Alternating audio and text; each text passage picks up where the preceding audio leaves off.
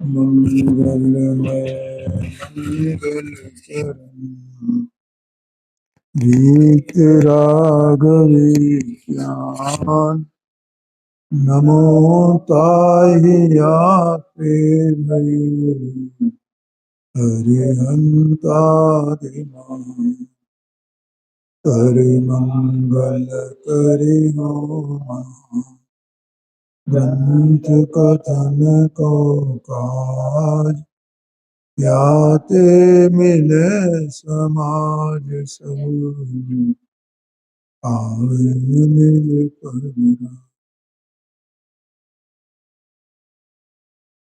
सम्यक सन्मुख मिथ्या दृष्टि का पूर्ण स्वाध्याय में चल रहा है। 257 पेज है।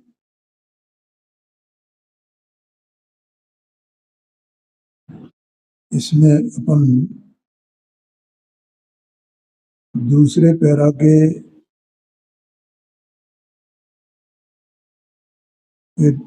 3 लाइनें 3.5 लाइनें अपन ने पढ़ ली थी।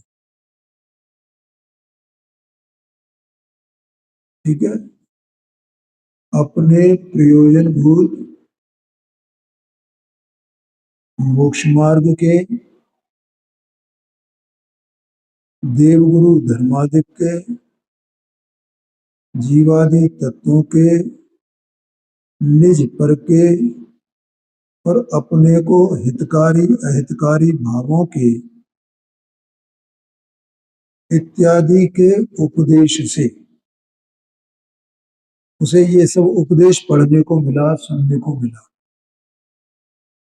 सावधान होकर ऐसा विचार किया, अहो मुझे तो इन बातों की खबर ही नहीं है। ठीक है। तो ऐसा उसका अभिप्राय होता अंदर में वो आया कि नहीं आया कि नहीं। अभी जैसे अपन ने ये उत्तम क्षमा इत्यादि का जो स्वरूप कहा, निश्चय क्या है, व्यवहार क्या है, तो अपने को खबर थी इसकी? खबर नहीं थी उसके। तो जो रुचिवंत जीव है उसे जब ये सुनने को मिलता है तो उसे कैसा लगता होगा? ओ, मुझे तो इनकी खबर ही नहीं है कि नहीं? ऐसा ऐसा अंदर में लगता है कि नहीं लगता है? और उसमें कितना हर्ष होता है सुन करके, उसको जान करके।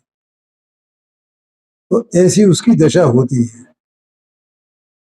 मैं भ्रम से भूल कर प्राप्त पर्याय में ही तन्मय हुआ।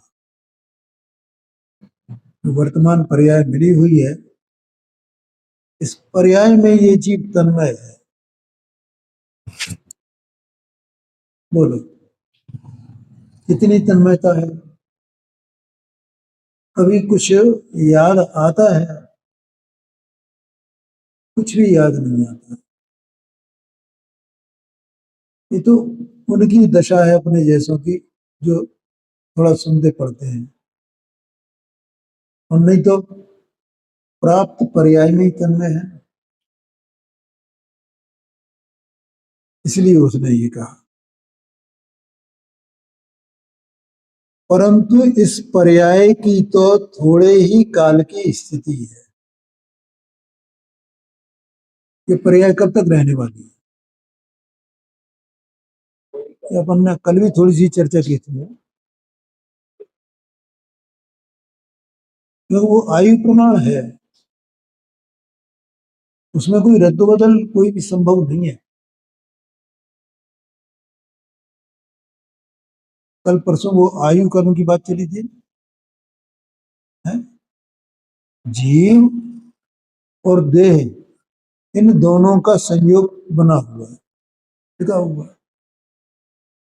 अब कई बार अपन ये देखते हैं कि कोई कोई व्यक्ति जो है वो ना, उसे बहुत बीमार है, वो है, घर वाले भी परेशान है, वो खुद भी परेशान है, और वो चाहता है भगवान ये मेरी पर्याय कब छूट जाए। लेकिन वो तो आयु प्रमाण रहने वाली, कैसे छूट जाएगी? और कोई ये चाहता है मेरी लंबी आयु हो। अपने को ये अंदाजा नहीं है भैया, अपने शरीर स्वस्थ चलता रहता ना तो अपने को वाह मजा आ रहा, और जीते रहे और जीते रहे, ऐसा ऐसा लगता है कि नहीं लगता है, और जीते रहे। पर भैया तू और जिएगा तो तू ऐसे ही बना रहेगा कि आज की जैसी तेरी स्थिति है शरीर, इसमें कोई रोग नहीं आएगा क्या आगे, उसको भूल जाता है। इसका नाम है प्राप्त पर्याय में तन्मय है, उसका विचार ही नहीं करता है। है कि नहीं? और कुछ भी इसे खबर नहीं हो उसके, माने रंच मात्र भी उसे इसका विकल्प उत्पन्न नहीं होता है कि मेरे ये आयु जा रही है। जैसे एक उदाहरण आता है, दृष्टांत आता है ऐसा उसमें आगम में, एक खूब साहूकार है महाजन, अब वो पैसा ब्याज पे बांटता है, ठीक है,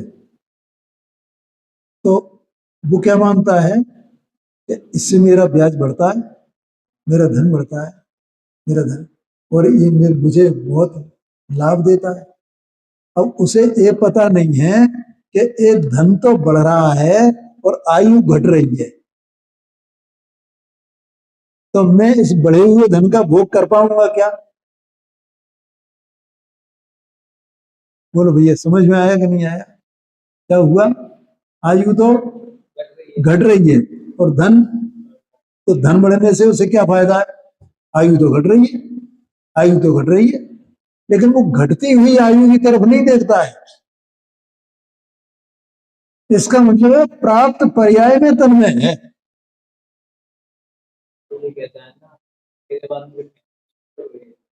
वही सब पर्याय में ये बुद्धि तो है, किसके लिए ये कर रहा हूं मैं, इसको पता है क्या कि ये भी भोग पाएंगे कि नहीं भोग पाएंगे, इसके लिए कर रहा हूं। ऐसी दुर्बुद्धि होती है अज्ञानी जीव।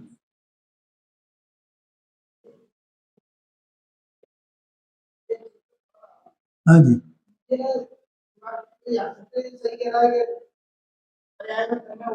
हाँ हाँ जी, हाँ जी, है नहीं नहीं, प्राप्त पर्याय में ही तन्मय हुआ, भूलकर। मैंने मुझे इन बातों की खबर नहीं थी, और अभी तक मैं प्राप्त पर्याय में ही तन्मय रहा। ये हाँ जी, हाँ जी, हाँ। अब वो पर्याय में जो तन्मयता है उसमें शिथिलता आई है, अभी उसका अभाव नहीं हुआ है। सम्यक दर्शन के बिना अभाव नहीं होगा, ये आगे कहेंगे। आया समझ में कि नहीं आया? हाँ जी, हाँ जी, दोष भाषित होने लगा, ये ऐसा समझना, ठीक है। आगे कहते हैं देखो, परंतु इस देखो अभी अभी ये जो इसमें पढ़ाना पड़ना है, इस पर्याय की तो थोड़े ही काल की स्थिति है, इसका मतलब उस पर्याय में जो तन्मयता है उसमें शिथिलता आई, तथा यहां मुझे सर्व निमित्त मिले हैं, सर्व निमित्त मिल गए हैं, इसलिए मुझे इन बातों को, माने जो प्रयोजन भूत हैं मेरे लिए, इन बातों को बराबर समझना चाहिए। अभी समझा नहीं है, लेकिन वो ऐसी भावना कर रहा है कि मुझे ये सब समझना चाहिए बराबर, और यही मेरे प्रयोजन भूत हैं। देवगुरु धर्म का क्या स्वरूप है, मोक्ष मार्ग का क्या स्वरूप है, सात तत्व का क्या स्वरूप है, हाँ, ये मुझे बराबर समझना चाहिए, क्योंकि इनमें तो मेरा ही प्रयोजन भाषित होता है। कि अगर मैं इन्हें बराबर ज्यों का त्यों जान जाऊं, समझ जाऊं, इसका मतलब क्या हुआ, ज्यों का क्यों जानने का मतलब है भेद विज्ञान हो जाना, और भेद विज्ञान हो जाए तो सम्यक दर्शन हो, और सम्यक दर्शन हो तो मोक्ष मार्ग होए, और मोक्ष मार्ग होए तो सुख की अनुभूति करे और सुख को प्राप्त करे। तो ये सुख प्राप्त करने का जो प्रयोजन है वो इसमें भाषित होता है ना। ये सब बातों में, इन सबको बातों को जानने के पीछे, समझने के पीछे मेरे सुखी होने का प्रयोजन ही भाषित होता है। मैंने इनको जानने से ही मैं सुखी हो सकता हूँ, बाकी और कोई काम करने से मैं सुखी नहीं हो सकता हूँ। ऐसा विचार कर जो उपदेश सुना उसके निर्धार करने का उद्यम किया। मैंने जो उपदेश सुना उसका निर्णय करने का वो उद्यम करने लगता है। तो कई बार मैं ये बात बोलता भी भैया ने, भैया एक बात बताइए, बोलता हूँ ना, तो मैं किस लिए बोलता हूँ? इसलिए बोलता हूँ कि ये अपने चित्त में चलना चाहिए। इसका नाम उद्यम है, निर्धार करने का उद्यम। उसके लिए कोई, देखो, उसके लिए बाहर में कुछ आपको करने की जरूरत ही नहीं है। जरूरत पड़े तो उस चीज को दोबारा हम पढ़ें, दोबारा विचार करें, फिर पढ़ें, फिर विचार करें। ये सब बातें आगे पंडित साहब बताने वाले हैं। तो वो निर्धार कैसे होता है, तो वहां अब देखो कहते हैं निर्धार कैसे होता है, बता रहे हैं, उसको विधि बता रहे हैं भैया। वहां उद्देश्य, लक्षण निर्देश और परीक्षा द्वारा उनका निर्धार होता है। उनका माने जो उपदेश सुना इन चीजों का, मोक्ष मार्ग का, देवगुरु धर्मादिक का, सात तत्वों का, निज पर का, इन सब का निर्धार, निर्णय, निर्धार का मतलब क्या है? निर्णय, निर्णय, हाँ हाँ। और निर्णय वो ज्ञान करता है, समझ में आया ना? और वो ज्ञान में ऐसा भाषित हो कि जैसा इसमें लिखा है वैसा ही है, जैसा उपदेश मैंने सुना वैसा ही है, ऐसा ज्ञान में निर्णय होता है। ये आगे बता रहे हैं, समझ में आया कि नहीं? ये एक तरीका, मतलब उन्होंने एक क्रम बताया है, उद्देश्य, लक्षण निर्देश और परीक्षा, तीन बातें होती हैं उसमें। इसलिए पहले तो उनके नाम सीखे ओम प्रकाश जी, क्या करें? इसलिए मैं कई बार पूछता हूँ ना भैया, कर्म कितने प्रकार के हैं? द्रव्य कर्म, नो कर्म, भाव कर्म, ऐसा तीन प्रकार के हो गए ना। फिर कर्म, द्रव्य कर्म कितने प्रकार के हैं? फिर उनमें दो भेद हैं, घातीय कर्म और अघातीय कर्म। ये सब सीखना, ये नाम सीखना है, इसका नाम उद्देश्य है।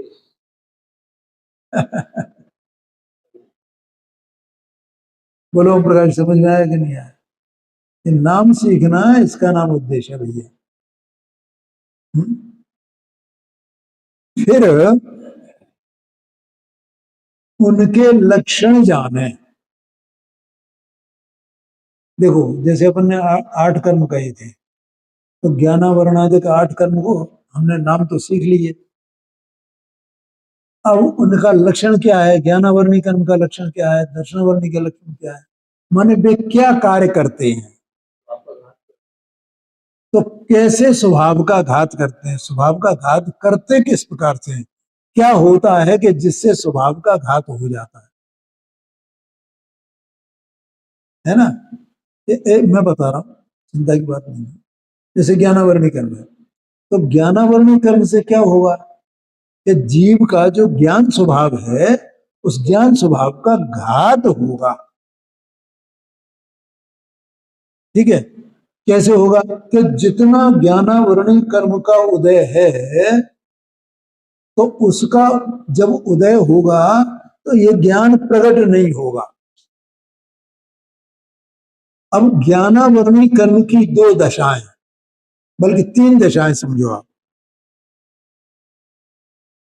उदय, क्षयोपम और क्षय, तीन दशाएं होती हैं ज्ञानावरणी। उदय में क्या होगा कि जब उदय होता है तो उदय होने पर उसे औदैक भाव कहा जाता है। जीव का जो परिणाम होता है वो औदैक भाव होता है। ठीक है भैया, ये लक्षण निर्देश चल रहा है, उसका दृष्टांत। तो ज्ञानावरणी कर्म का उदय है, तो संसारी जीवों के दो भाव चलते हैं, तीन में तीन बताए ना ज्ञानावरणी के दो भाव, एक तो उदय और एक शुभ समय। ठीक है, जितना उदय है उतना तो ज्ञान रुका हुआ है, जितना क्षोभ समय है उतना प्रकट है।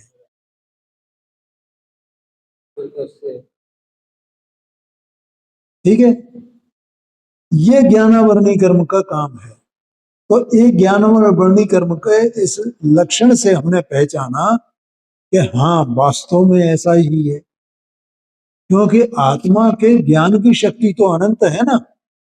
अगर ज्ञानावरणी का, अब तीसरी बात, ज्ञानावरणी कर्म का क्षय हो गया तो अब घात कुछ रहा नहीं ना, उदय भाव नहीं रहा ना, औदय नहीं रहा ना, है। जितना ज्ञान प्रकट नहीं है वो औदय भाव है, और जितना ज्ञान प्रकट है वो क्षयोपशमिक भाव है।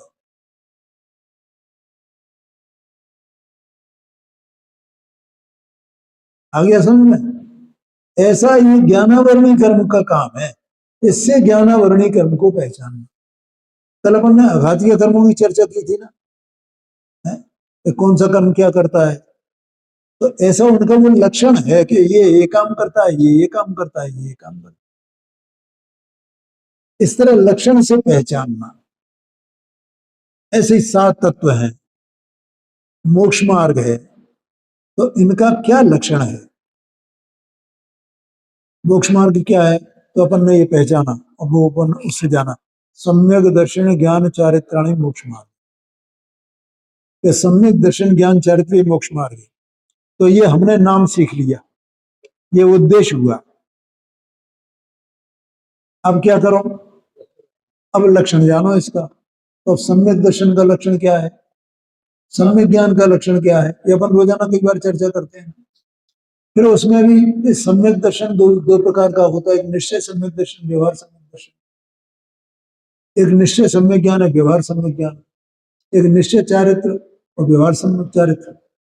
तो फिर वो किस प्रकार से क्यों कहा जाता है ये, तो ये नाम सीखे और नाम के साथ उनके लक्षण सीखो, लक्षण जानो। ठीक है, तो वो लक्षण पहचानना हो, उसको लक्षण कहा है।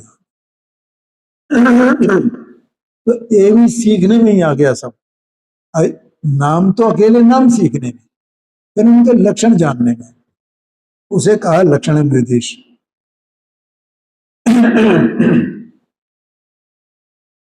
फिर ऐसा संभवित है कि नहीं, ऐसे विचार सहित परीक्षा करने लगे। उसकी परीक्षा करे, जांच करे।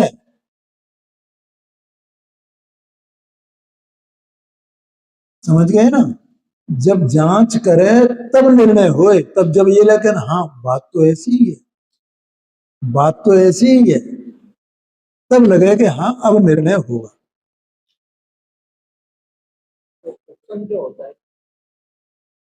उपशम का मतलब होता है दब जाना।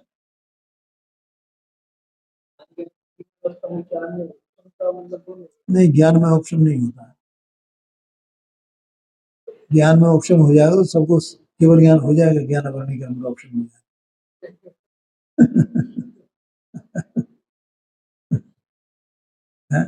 संसारी जीवों को भी केवल ज्ञान हो जाएगा। उपशम का मतलब उसकी मलिनता का दब जाना और स्वच्छता प्रकट हो जाना, और वो परिणति में मतलब वो मलिनता बनी रहती है। जैसे पानी है ना, तो पानी में मलिनता है और उसमें फटकरी घुमाई तो मलिनता क्या नीचे बैठ गई ना, तो पानी ऊपर स्वच्छ, पूरी तरह स्वच्छ, तो मलिनता नीचे बैठ गई। और थोड़ी देर में उसे हिला दिया तो फिर क्या हो गया? हाँ, लेकिन उस क्षण तो पूरी तरह पवित्र है ही ना पानी, ऊपर ऊपर। ऐसे ज्ञानावरणी कर्म की मलिनता अगर दब जाए तो उस क्षण तो उसे केवल ज्ञान हो ही जाएगा ना। लेकिन ऐसा होता नहीं है, ये बात। हाँ जी, हाँ जी, वो हो ही नहीं सकता है, उसका स्वभाव ही ऐसा है। हाँ हाँ, बिल्कुल। हाँ, नहीं, कसाय का भी उपशम नहीं होता है। कसाय का उपशम होता है, वो 11वें गुण स्थान में होता है, लेकिन उसका कोई लाभ नहीं होता है विशेष, क्योंकि वो उपशम है। और कसाय फिर उत्पन्न हो जाती है तो फिर वो बिगड़ जाती है सब व्यवस्था। वो तो क्षय होता है कसाय का, तब बात बनती है, वो 12वां गुण स्थान होता है। कसाय का ऑप्शन तो होता है, वो तुमने ठीक कहा, चारित्र मुनि कर्म का ऑप्शन होता है, ऐसा है। खैर, तो फिर ऐसा संभवित है कि नहीं, ऐसा विचार सहित परीक्षा करने लगे, ऐसी परीक्षा करने लगे, फिर ऐसा जांचने लगे अपने ज्ञान में, ऐसा संभवित है कि नहीं, ऐसा है कि नहीं, ऐसा है कि नहीं। जैसे ज्ञान और राग एक साथ रह सकते हैं कि नहीं रह सकते हैं? राग एक साथ रह सकते हैं, नहीं रह सकते हैं?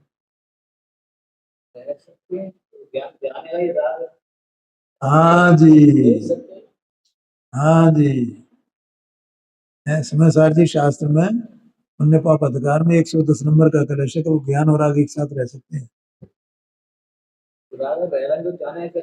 हाँ, मतलब ज्ञान रहता है, ज्ञान तब जानता है राग को कि ये राग है, वो दोनों एक साथ है ना। और जब राग को राग जाने ही नहीं, तब ज्ञान है ही नहीं वहां, अज्ञान है। वो राग को राग नहीं जान रहा ना, तो ज्ञान को ज्ञान नहीं जान रहा, तो जो नहीं जाना तो वो तो अज्ञान ही है ना, ये बात है। आगे देखो।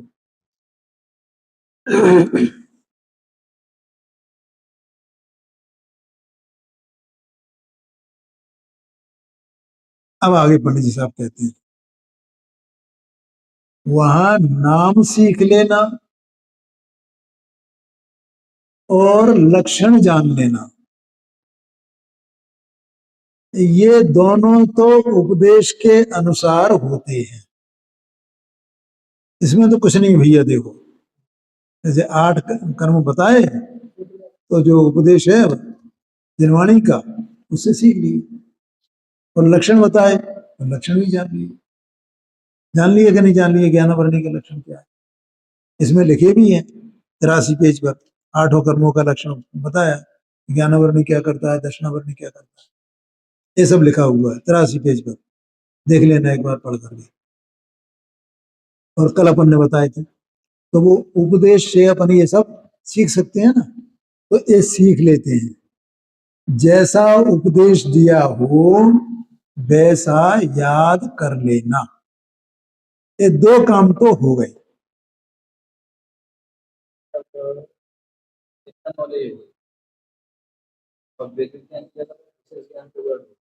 हाँ जी, हाँ जी, हाँ जी। अब आती है तीसरी बात, कौन सी? परीक्षा की बात। उसमें वो उनकी परीक्षा नहीं, वो अपनी परीक्षा होती है, अपने ज्ञान की परीक्षा। है कि अपन कितनी मेहनत कर सकते हैं उसमें, कितनी मशक्कत कर सकते हैं। जो जितनी मशक्कत कर लेगा वो प्राप्त करेगा, और मशक्कत नहीं करेगा तो प्राप्त नहीं करेगा। फिर वो बस 2 तक रह जाता है, लक्षण सीख लिए और नाम सीख लिए, बस। ज्यादातर यही होता है, ज्यादातर। परीक्षा करने वाले तो बहुत कम होते हैं।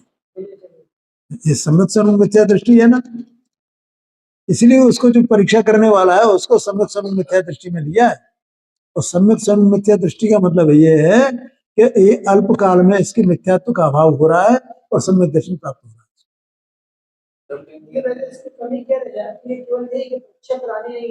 है जी। हाँ जी, दरवाजे पर खड़ा है माने क्या, ये परीक्षा करने लगा है ना, निर्णय नहीं हो पाया है, बस इतना है परीक्षा के द्वारा, पुरुषार्थ चल रहा है और वो निर्णय हो करके भेद विज्ञान हो जाए, दो टू बस हो गया काम। ये सब पंडित साहब इसमें बताएंगे, बहुत जोरदार है ये प्रकरण। अभी तो तीनों गए हैं, तुमने केवल नाम सीख लिए। हाँ जी, हाँ जी, हाँ जी, हाँ जी, विज्ञान की पता भी चली नहीं है। हाँ जी, हाँ जी, नहीं नहीं, तीन में तो कुछ नहीं है, नहीं नहीं, वे तो नाम सीखे, हाँ वो तो सब सीखे हैं, सब किए हैं, तो वो तो वहीं दो तक ही रह गए ना। हाँ जी, हाँ जी, हाँ जी, बिल्कुल बिल्कुल, बहुत बढ़िया बात। ये दो काम तो हमने किए उपदेश के अनुसार, है नाम भी सीख लिए और लक्षण भी जान लिए, लेकिन परीक्षा नहीं की, ये बात है। इसलिए इसको ये प्रकरण अलग से लिखा है पंडित साहब ने, कितनी जोरदार बात है। इससे मतलब ये अपने को ये प्रेरणा मिलती है कि अपना कर्तव्य क्या है, केवल नाम सीख लेना और लक्षण जान लेना उसमें कुछ भी नहीं है भाई, असली परीक्षा तो अपनी परीक्षा करने में है, ये समझ लो।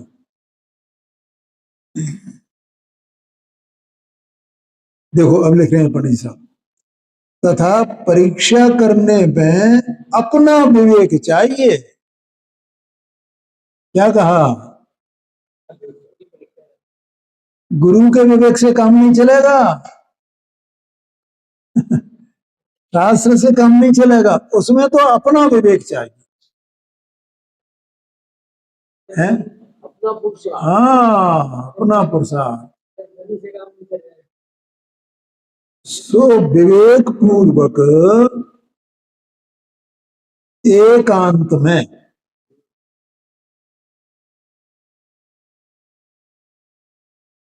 अपने उपयोग में विचार करे। एकांत का मतलब अन्य झंझटें नहीं हो बस, और रुचि इतनी तीव्र हो, उसका ही नाम एकांत है। उसे एक एक ही चीज दिखाई दे, एक ही चीज दिखाई दे, जो भी मैं पढ़ करके सुन करके आया हूं उसकी परीक्षा में इसका चित्र लगा रहे, उसका नाम एकांत है। हाँ, आया कि नहीं आया?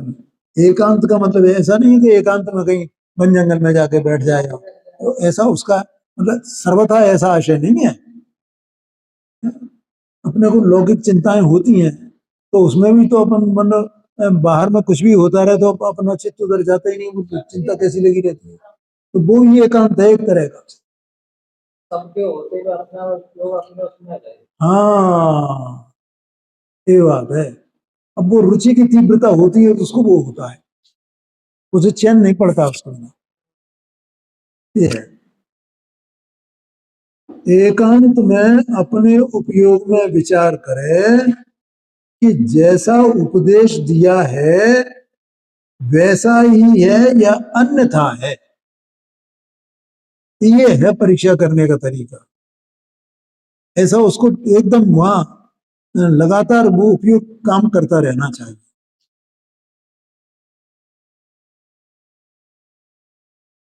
वहां अनुमानादि प्रमाण से बराबर समझे। अनुमानादि प्रमाण माने क्या, कि देखो 5 प्रकार के प्रमाण कहे गए ना, परोक्ष परोक्ष प्रमाण 5 प्रकार के, स्मृति, प्रतिविज्ञान, तर्क, अनुमान और आगम, ऐसा 5 प्रकार के हैं। तो वहां जैसे अपन यहाँ पर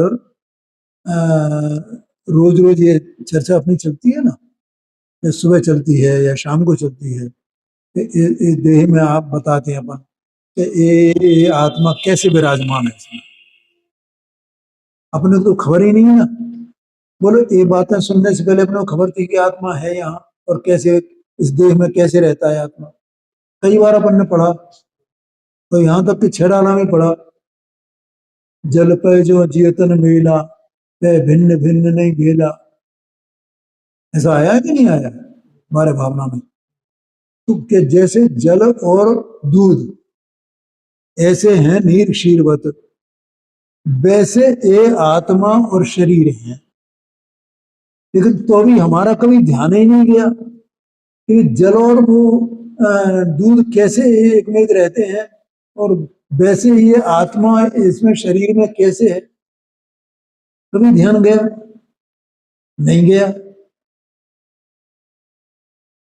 है। लेकिन वो चिंतन करते करते एक ख्याल में आया कि नीर क्षीरवत माने जल पय ज्यों चेतन मेला का मतलब ये हुआ कि जहां जहां ये शरीर के परमाणु हैं, तहां तहां आत्मा के प्रदेश हैं।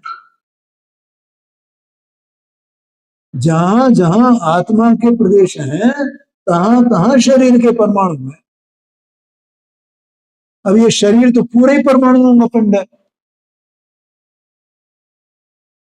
हड्डी पसली सब सब है, सब है कि नहीं है? नसें हैं, खून बह रहा है उनमें, सब सब हो रहा है, मलमूत्र हो रहा है, सब सब ये शरीर इनका पिंड है कि नहीं? बोलो मलमूत्र भी इसी में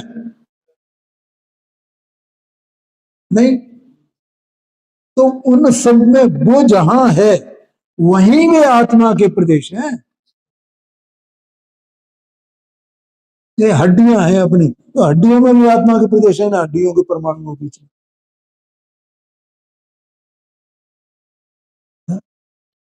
तो ये पहले खबर ही नहीं थी। अपन दूसरों से सुनते थे, देखो भैया आत्मा शरीर में ही रहता है, आत्मा शरीर में ही रहता है। अब शरीर में रहता है, कैसे रहता है? अंदर आत्मा है ना, अंदर आत्मा है ना। सर मैं लगता है यही आता है आपका सब गलती है। जहाँ जहाँ दूध है वहाँ वहाँ पानी। हाँ ऐसा जहाँ जहाँ हाँ शरीर है जी, वहाँ वहाँ ये पदार्थ पड़ा पड़ा है कि पूरे शरीर में हाँ एक कितना जोरदार है, एक सेकंड में। बिल्कुल। फिर उसमें फिर ये उदाहरण दिया। अब उसके आत्मा कैसे जहां जहां कैसे, तो ये कैसे पता चले भैया कि जहां जहां आत्मा शरीर के प्रदेश हैं, परमाणु है, वहां वहां आत्मा है। भैया आत्मा जानन स्वरूप है ना, तो आत्मा में जानना होता है कि नहीं होता है? तो अब यहाँ दर्द हो रहा है, तो वो यहाँ जान जान कौन रहा है यहाँ कि यहाँ दर्द हो रहा है? तो कि आत्मा यहाँ होएगा तब जानेगा। उन्हें आत्मा का प्रदेश यहाँ है ना। तो कितनी बातें सिद्ध हो गई इससे? एक तो ये सिद्ध हो गई कि आत्मा के प्रदेश यहाँ है, और दर्द आत्मा में नहीं हो रहा है, दर्द तो पुद्गल के प्रदेश हैं, पुद्गल के प्रदेश उस रूप से परिणमे है। आत्मा में दर्द है ही नहीं। आत्मा तो उस पुद्गल के प्रदेश के परिणमन को जानने वाला है, वेदन करने वाला है। आया कि नहीं आया ज्ञान? एक बात। दूसरी बात, अब तीसरी बात, कि जो वेदन है ना, तो जहां जहां आत्मा है वहां वहां वेदन का परिणमन है कि नहीं है? कि है पूरे आत्मा में, कहीं भी कुछ भी हो ना शरीर में है, तो वहां वेदन हो रहा है कि नहीं हो रहा है? आपको मच्छर काट रहे हैं, इधर भी काट रहे हैं, इधर हूं कर रहा है वो कान पे, और उधर उसने पैर में काट लिया, डंक मार दिया, तो दोनों जान रहा है कि नहीं जान रहा? तो यहाँ भी है कि नहीं आत्मा? तो जानना यहाँ है कि नहीं आत्मा के प्रदेशों में, और वहां है कि नहीं है? तो ये सब विचार किया तो पता लगा कि इस शरीर में मैं आत्मा किस प्रकार से रहता हूं और क्या करता हूं। तो ये निर्णय हुआ ना। तो ये इसमें अपना विवेक चाहिए।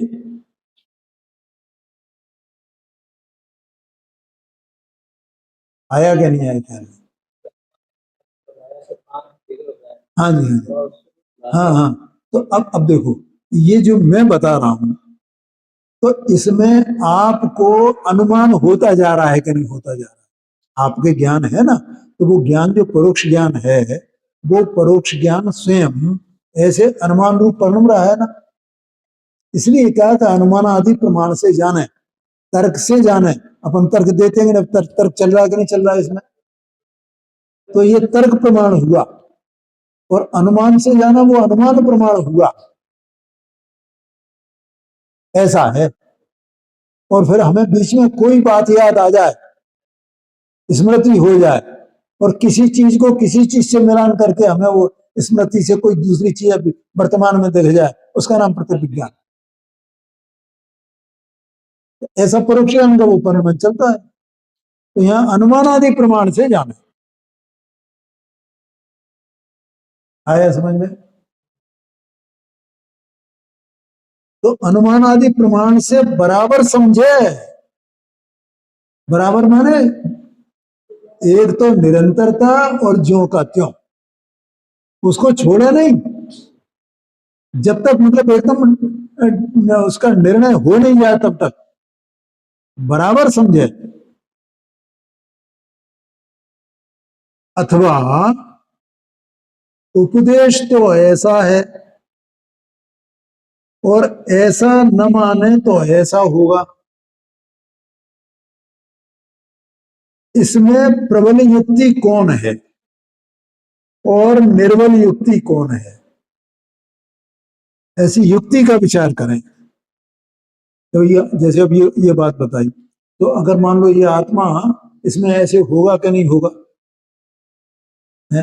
अब हम दूसरा विचार करने लगे, या हमने पहले जैसा माना था वैसे मानने लगे, तो इन दोनों में प्रबल युक्ति कौन है? अभी जो युक्ति दी गई वो प्रबल है, या हम पहला मानते थे वैसा, कि पहले तो हम ऐसा मानते थे, तो वैसा है कि ऐसा है? आया कि नहीं आया ध्यान में? वैसा है कि ऐसा है? और हम जैसे अपन ये कहते हैं कि अब ये ज्ञान का परिणाम कहाँ है? हाँ, जैसे हम घड़ी देख रहे हैं, घड़ी दिख रही है हमको, 9:15 बज गए हैं।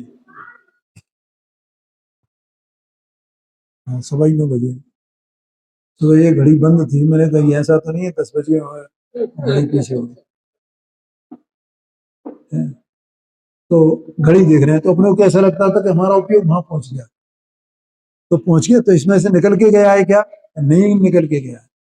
तो पहले तो हम ऐसे ही मानते थे ना, लेकिन अभी हमें ऐसा, जब हमने ये सुना सब और स्वयं परीक्षा की, तो हमें ऐसा लगने लगा नहीं नहीं, आत्मा का उपयोग तो यही रहता, अपने को छोड़ के जाता ही नहीं है, अपनी सत्ता को कैसे छोड़ के जाएगा? वो तो ज्ञेय का और उपयोग का, परिणमन का, दोनों का ऐसा निमित्त संबंध है कि वो ज्ञेय ज्ञान में ज्ञात होता है और ज्ञान अपनी जगह पे ही रहता है। तो इसको ऐसा लगता है कि मैं वहां चला गया, तो मैं वहां चला गया, मैं गया नहीं हूं, ये बात झूठी है। तो मुझे पहले ऐसा लगता था, तो वो कौन सी वो प्रबल युक्ति है? कोई कहेगा नहीं नहीं साहब, वो तो आत्मा तो वहीं जाता है, वहीं जाता है, यहाँ चला जाता है। देखो अपन कहते हैं ना, मन वहां चला गया, मन वहां चला गया। कोई ये कहे, अपने को समझाने की कोशिश करे, उसके लिए तर्क दे, या अपने ही मन में आवे वे, और हमने ये सुना है, तब इसमें कौन सा प्रबल युक्ति कौन सी है, ऐसा समझ करके उसका निर्णय करें। ये आशय है। आगे की चर्चा कल करेंगे।